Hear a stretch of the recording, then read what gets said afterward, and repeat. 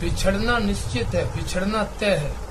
एक दिन एक को दूसरे से बिछड़ना ही पड़ता है, लेकिन बिछड़ने का दुख नहीं है, दुख है तुम्हारे लगाव का।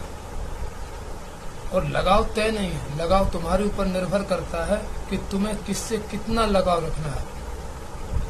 बिछड़ने के कारण तुम दुखी नहीं हो रहे, तुम बरसों पुराना किसी से उम्मीद लगाए हुए थे, जो लगाव था, जो तुम्हारे अंदर भ्रम था, वो भ्रम को तोड़ना नहीं चाहते थे। आज वो भ्रम टूटा, वो भ्रम के टूटने का तुम्हें दुख है। दुख का कारण बिछड़ना नहीं है। लोग बोलते हैं कि ये मुझसे दूर हो गया, ये मुझसे बिछड़ गया, इसलिए मुझे दुख है। दुख का कारण दूर होना नहीं है मेरे भाई बहन, दुख का कारण है तुम्हारा लगाव। नहीं यूं तो दुनिया में कितने कितनों से रोज बिछड़ रहे हैं, तुम्हें उसका तो दुख नहीं होता? होता है क्या?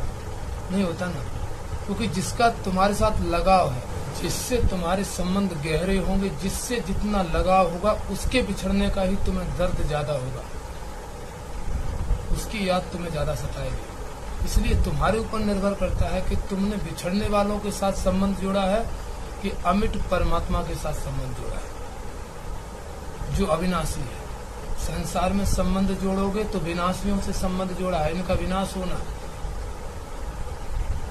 और परमात्मा से संबंध जोड़ोगे, परमात्मा से लगाव रखोगे, तो अविनाशी से संबंध, इसका कभी विनाश नहीं होता, जिसके बिछड़ने का डर ही नहीं है, जिसका बिछड़ना कभी होता ही नहीं। परमात्मा से प्रीत करना है, परमात्मा से रिश्ता जोड़ना है, परमात्मा से लगाव बनाना है, तो इंद्रियों पर बहुत ज्यादा भरोसा करना, इंद्रियों का बहुत ज्यादा उपयोग करना ठीक नहीं है। बहुत ज्यादा आंखों से देखना, बहुत ज्यादा कानों से सुनना, बहुत कुछ बोलना, ये सारी समस्या यहीं पर शुरू हो जाती है। इनका बहुत उपयोग नहीं होना चाहिए, आवश्यकता पड़ने पर इनका उपयोग होगा। बहुत जरूरी हो वहाँ देखो, वहाँ सुनो, वहाँ कहो, आवश्यकता पड़ने पर बोलो। देखो बोलने में कितनी समस्या है, आप बोलोगे तो जरूरी नहीं है कि आप सही सही बोल सको, कभी गलत भी होता है।